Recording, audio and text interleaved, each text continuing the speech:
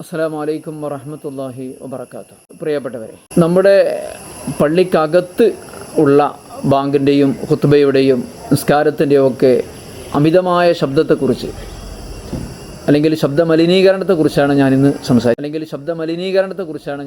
സംസാരിക്കുന്നത്. പറയുമ്പോഴേക്ക് മറ്റു ചില രീതിയിലൊക്കെ പറയാം. ഞാൻ ഇന്നലെ ഈ പുറത്തേക്കുള്ള ഈ അമിതമായ ഈ ലൗഡ് സ്പീക്കർ ഇടുന്നതിനെക്കുറിച്ച് പറഞ്ഞപ്പോൾ ഇയാൾ സംഖ്യയാണെന്നൊക്കെ ചോദിച്ച ആൾക്കാരുണ്ടായിരുന്നു. ഇന്നിപ്പോൾ ചോദിക്കാനുള്ള സാധ്യത എന്താണെന്നറിയോ? നമ്മൾ എന്ത് യാഥാർത്ഥ്യങ്ങൾ പറഞ്ഞാലും സംഘടനാപരമായ കാര്യങ്ങൾ പറഞ്ഞുകൊണ്ട് പറഞ്ഞു തോൽപ്പിക്കുന്ന ഒരു രീതിയാണുള്ളത്. ഇയാൾ സംസ്ഥാനമാണ് അല്ലെങ്കിൽ വേറെന്തെങ്കിലുമൊക്കെയാണ് എന്ന് പറഞ്ഞിട്ട് ശബ്ദവിരോധിയാണ് എന്നൊക്കെ പറഞ്ഞിട്ട് പെട്ടെന്ന് യാഥാർത്ഥ്യത്തെ കൊലപ്പെടുത്തുന്ന ഒരു രീതിയാണ് നമ്മുടെ കേരളത്തിലുള്ളത്. അപ്പോൾ ഞാൻ പറയാം, ഇതിലതൊന്നുമില്ല. ഈ ശബ്ദമലിനീകരണത്തെക്കുറിച്ച് പറയുന്നത് സംസ്ഥാനക്കാരൊന്നുമല്ല, കാര്യങ്ങളൊക്കെ തുറന്ന് എഴുതുന്ന ബഹുമാനപ്പെട്ട കാന്തപുരി ഉസ്താദിൻ്റെ സമസ്തയുടെ കീഴിൽ സമസ്ത കേരള സുന്നി യുവജന സംഘം മാസം തോറും പുറത്തിറക്കുന്ന സുന്നി വോയിസിൻ്റെ ലക്കം. എത്ര ഇപ്പോൾ ലക്കെന്ന് ചോദിച്ചാൽ, പരിശുദ്ധമായ ഖുർആൻ പറയുന്ന ഒരായത്തെ നമുക്ക് പരിശോധിക്കണമല്ലോ, അതാണല്ലോ നമുക്ക് തെളിവ്. വിശുദ്ധമായ ഖുർആനിൽ സൂറത്തുൽ ലുഖ്മാനിൽ 31-ാമത്തെ ആയത്തുണ്ട്, വഗ്ദുദ് മിൻ സൗതിക് ഇന്ന അൻകറൽ അസ്വാതി ലസൗത്തുൽ ഹമീർ. ലുഖ്മാനുൽ ഹക്കീം റളിയല്ലാഹു അൻഹു നൽകിയ ഒരു ഉപദേശമാണ്. ബഹുമാനപ്പെട്ടവരുടെ പേരിൽ തന്നെയുള്ള ഒരു സൂറത്താണത്. 10,000-കണക്കിന് തത്വോപദേശങ്ങൾ നൽകിയതിൽ വളരെ പ്രാധാന്യമറിയിക്കുന്ന ഏതാനും തത്വങ്ങളാണ് ഈ സൂറത്തിൽ എടുത്തു വെച്ചിട്ടുള്ളത്. അതിൻ്റെ 31-ാമത്തെ വചനത്തിൽ കാണാം, വഖ്സുദ് ഫീ മശീഖ്, നടത്തം ഒരു പാകത്തിലാകണം. വഗ്ദുദ് മിൻ സൗതിക്, ശബ്ദവും പാകത്തിലാവണം. ശബ്ദം താഴ്ത്തണം. ഗല്ല എന്ന വാക്കിനർത്ഥം താഴ്ത്തി എന്നാണ്. അപ്പോൾ എത്രയാ ശബ്ദം താഴ്ത്തേണ്ടത്? ഇതിൻ്റെ തഫ്സീറുകളിൽ ഇമാം ഖുർത്തുബി, റാസി ഒക്കെ കുറച്ച് കാര്യങ്ങൾ വെച്ചിട്ടുണ്ട്. എന്നിട്ട് നിങ്ങൾ തീരുമാനിക്കുക. മൈക്ക് ഉസ്താദുമാർക്കിപ്പോൾ അവരെ ശബ്ദം പരമാവധി കേൾപ്പിക്കുക എന്ന ഖുത്ബോധമുള്ള കാര്യം. 4 ആളെ വെച്ചിട്ട് നിസ്കാരം നടത്തുകയാണെങ്കിലും അവിടെ ഉണ്ടാവും മൈക്ക്. ബാങ്ക് കൊടുക്കുകയാണെങ്കിൽ ഒരു 4-5-8 സ്ഥലത്തു നിന്നുള്ള ബാങ്ക് കേൾക്കും. എന്നോടിപ്പോൾ ഞാൻ മിനിയാന്ന് ഈ പുറത്തേക്കുള്ള ശബ്ദമലിനീകരണത്തെക്കുറിച്ച് പറഞ്ഞപ്പോൾ 2 മെസ്സേജ് എനിക്ക് വന്നിട്ടുണ്ടായിരുന്നു. ഒന്ന്, കൊച്ചിയിൽ ആ സ്മാർട്ട് സിറ്റിൻ്റെ ആ ഭാഗത്തുള്ള ഒരാളാണ് പറഞ്ഞത്. അവിടെ ഓഫീസിൽ വലിയ ബുദ്ധിമുട്ടാണ്, ആളുകൾക്ക് വലിയ ശല്യമായിട്ട് പറയാറുണ്ട്. കാരണം 4-5 ഭാഗമൊക്കെ അലയടിച്ചിട്ട് അവിടുത്തെ ആ മൗനം നഷ്ടപ്പെടുകയും വലിയ പ്രയാസം ഉണ്ടാക്കുകയും ചെയ്യുന്നുണ്ട്. വേറൊരാൾ മെസ്സേജ് അയച്ചിരുന്നു. ഞാൻ വേണമെങ്കിൽ പറ്റുമെങ്കിൽ ഞാൻ സ്ക്രീനിൽ കാണിച്ചു തരാം. അദ്ദേഹം പറഞ്ഞത്, ഈ പള്ളിയിൽ ഉസ്താദ് അപാരമായ ശബ്ദത്തിൽ ഡെസിബിളിൽ ശബ്ദം ഇടുന്നത് കൊണ്ട് ഈ മൈഗ്രെയിൻ പ്രശ്നം അനുഭവപ്പെടുന്നതുകൊണ്ട് അസഹ്യമാണ്, എന്താ ചെയ്യുക, അതൊന്ന് നിയന്ത്രിക്കേണ്ടതല്ലേ എന്ന് ചോദിച്ചിട്ട്. 2 കാരണം, ടൗണും അല്ലാത്തപ്പോഴൊക്കെ. അപ്പോൾ ഈ ചെറിയ പള്ളി അല്ലെങ്കിൽ പള്ളി ധാരാളം ഉണ്ട്, അതിൻ്റെ ചുറ്റുഭാഗത്തുള്ള ആളുകൾക്ക് കേട്ടാൽ പോരെ? 4 ആൾക്കാർ 4 സഫ് ഉള്ളിടത്തേക്ക് എന്തിനാണ് മൈക്കെടുക്കുന്നത്?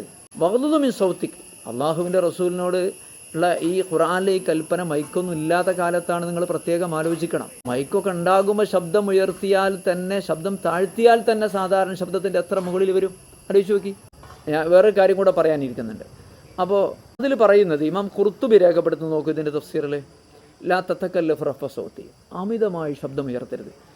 ഒരു 10 മിനിറ്റ് എനിക്ക് നിങ്ങളുടെ സംസാരം നിങ്ങൾ കേൾക്കാൻ ക്ഷമ കാണിക്കണം എന്ന് അഭ്യർത്ഥിക്കണം. ഈ വിഷയം വളരെ ഗൗരവമാണ്. ആളുകൾ തുറന്ന് പറയുന്നില്ല. കാരണം തുറന്ന് പറയേണ്ട ആളുകൾ ഈ ശബ്ദത്തിൻ്റെ ആളുകളായി എന്ന കാരണം കൊണ്ട്. അപ്പോൾ ലാ തതകല്ലഫ് റഫ സൗത് വഖുദ് മിൻഹു മാ തഹ്താജ്, ആവശ്യമുള്ളതേ ചെയ്യാവൂ.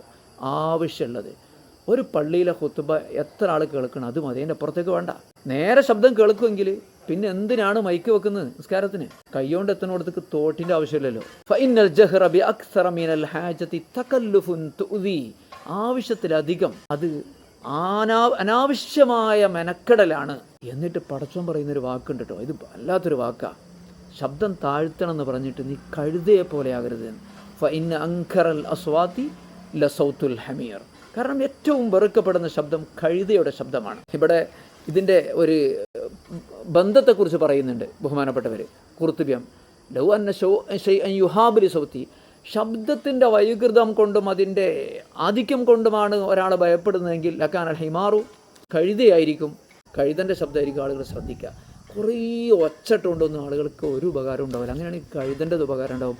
കഴുതയുടെ ഇത് വളരെ അരോചകമാണ് എന്നതുപോലെ അനാവശ്യമായ ശബ്ദം പരമാവധി വോള്യത്തിലിടണമെന്ന് ചിന്തിക്കുന്ന ആളുകൾ ഈ സത്യത്തിൽ ആയത്തിറങ്ങാനുള്ള കാരണം എന്താണെന്നറിയോ? നാം ഖുർത്തുബി ലാസ്റ്റ് പറയുന്നുണ്ട്, ഈ അറബികൾ ഭയങ്കര ശബ്ദം ഇടുന്നതിൽ ഒരു അഭിമാനമായിട്ട് കണ്ടിരുന്ന ആളുകളാണ്. അതിനൊരു തിരുത്താണ് ദീനുൽ ഇസ്ലാം പറഞ്ഞത്, മിതമായ ശബ്ദം എന്നത്. ഞാൻ നേരത്തെ പറഞ്ഞല്ലോ, ഈ ശബ്ദത്തിനെ കുറിച്ച് പറയുമ്പോൾ ഈ സംസ്ഥാനമാണ് എന്നൊക്കെ പറയും. ഞാൻ എൻ്റെ ഉസ്താദന്മാരെന്ന് കേട്ടിട്ടുണ്ട്, ഈ ആരാധന ഈ യന്ത്രത്തിലൂടെ അല്ലാതെ നേരെ നിർവഹിക്കണം എന്നുള്ള അഭിപ്രായമാണ് ബഹുമാനപ്പെട്ട താജുലുലമ സദഖത്തുല്ലാഹി മൗലവി അവർക്കുണ്ടായിരുന്നത്.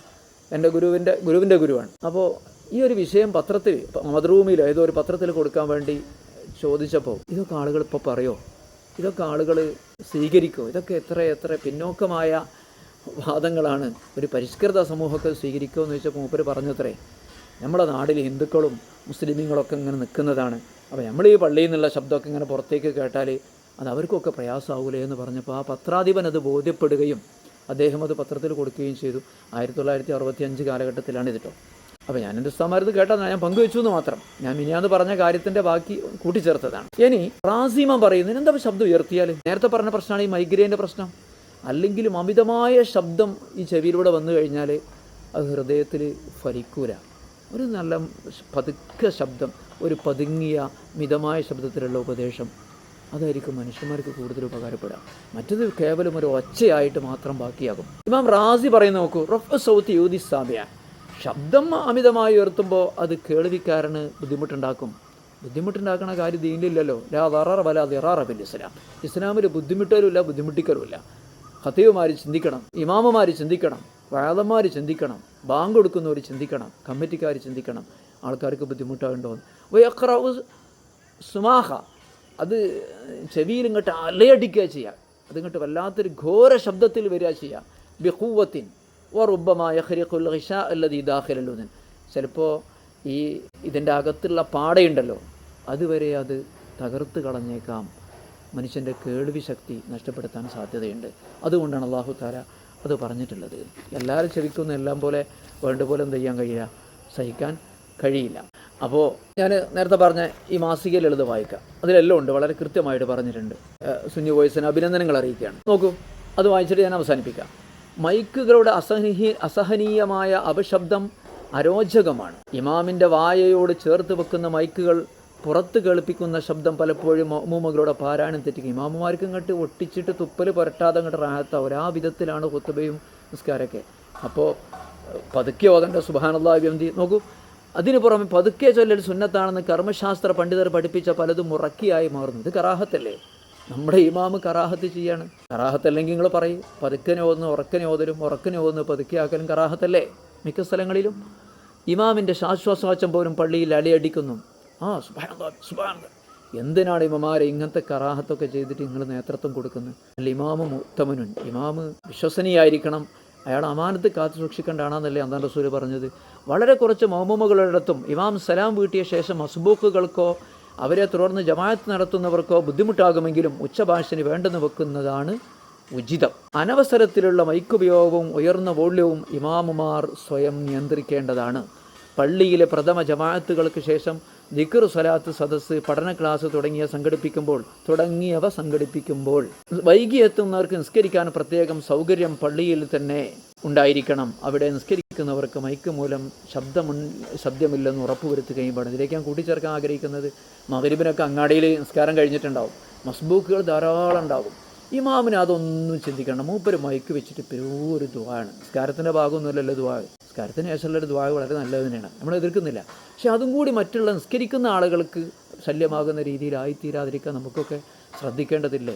ഞാനീ പറയുന്നത് വിശുദ്ധമായ ഖുർആൻ്റെ ഈ ആയത്ത് വെച്ച് നിങ്ങൾ പരിശോധിച്ചോ. ഞാൻ ഖുർത്തുബിയും റാസിയാണ് വച്ചിട്ടുള്ളത്. ഇനി ബാക്കിയുള്ള തഫ്സീർ പരിശോധിച്ചോ. ഇനി ഒരു കൂടെ പറയും, ഇത് ബാങ്ക് ഇബാദത്തിനെ കുറിച്ചല്ല എന്നാണ് നിങ്ങൾ പറയുന്നതെങ്കിൽ ഖുർത്തുബി പറഞ്ഞ ഒരൊറ്റ ഇബാദത്തും കൂടി ഞാൻ പറയാം. ഇമാം ഉമർ ഖത്താബ് റളിയല്ലാഹു തആല അൻഹു ഒരു ബാങ്ക് കൊടുക്കുന്ന ആളെ കേട്ടു. അബൂ മഹദൂറ എന്ന റസൂലുള്ളാഹിന്റെ സർട്ടിഫിക്കറ്റ് കിട്ടിയ മുഅദ്ദിന. ഒരു അതിഭയങ്കരമായി വെച്ചൊരു ബാങ്ക് കൊടുക്കുന്നത് കേട്ടപ്പോൾ അദ്ദേഹം തൻ്റെ മുഅദ്ദിനോട് പറഞ്ഞു, എന്താ പറഞ്ഞത്? ലഖദ് ഖശീതു അൻ യൻശഖ മുറൈതാഉക, എൻ്റെ പള്ള പൊട്ടുമോ ഞാൻ പേടിച്ചു, അമ്പിതാജി ശബ്ദം ഉണ്ടാക്കുന്നത് എന്തിനാണ് ഇതിൻ്റെ ആവശ്യം എന്ന് ഉമർ ബിൻ ഖത്താബ് റളിയല്ലാഹു തആല അൻഹു ചോദിച്ചു എന്ന് ഈ ആയത്തിൻ്റെ തഫ്സീറിൽ ഖുർത്തുബി രേഖപ്പെടുത്തിയിട്ടുണ്ട്. ഇനി ഉസ്താദുമാർ തീരുമാനിക്കുക, ഈ ഭക്തിയോടുകൂടി നിർവഹിക്കേണ്ട ആരാധന, ഭക്തിയോടുകൂടി ആരാധിക്കേണ്ട ആരാധന, അതിനുവേണ്ടി സ്വസ്ഥമായിട്ട് ആരാധിക്കാൻ പറ്റുന്ന ആളുകൾക്ക് സൗകര്യം ചെയ്തു കൊടുക്കൽ ആവശ്യമാണ്. നിസ്കാരത്തിൽ ശബ്ദമല്ല ഭക്തിൻ്റെ മാനദണ്ഡം, അത് വേറെ ചിലതൊക്കെയാണ്. ശബ്ദം അത് ശബ്ദം മാത്രമാണ്, അത് ഉപകാരമില്ലാത്തൊരു സംഗതിയാണ്. കേൾക്കാൻ സുഖം ഉണ്ടാകും, അത്രയേ ഉള്ളൂ. അതല്ലല്ലോ, സുഖിപ്പിക്കാനല്ലല്ലോ നിസ്കാരം, ഒരാളുടെ ആസ്വാദനത്തിനല്ലല്ലോ നിസ്കാരം. അത് പാട്ടിലും മറ്റു കാര്യങ്ങളിലൊക്കെ പോട്ടെ. അള്ളാഹു നമ്മുടെ ആരാധനകളൊക്കെ വൃത്തിയിലും ഭംഗിയിലും നിർവഹിക്കാൻ തൗഫീഖ് നൽകട്ടെ. അസ്സലാമു അലൈക്കും വറഹ്മത്തുള്ളാഹി വബറകാതുഹു.